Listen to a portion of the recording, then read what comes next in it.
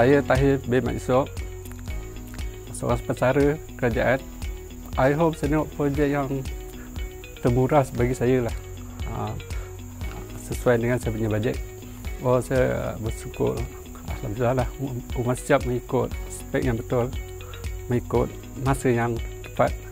Saya pergi ke pejabat iHome, so saya tengok keadaan harga dengan rumah tu bersesuai dengan duit simpanan yang saya ada. So terpaksa saya gunakan untuk bayar secara cash. Saya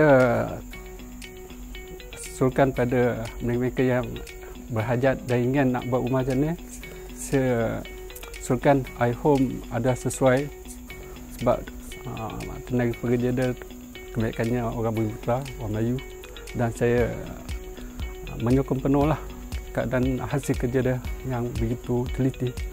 Saya bagi 9/10 lah.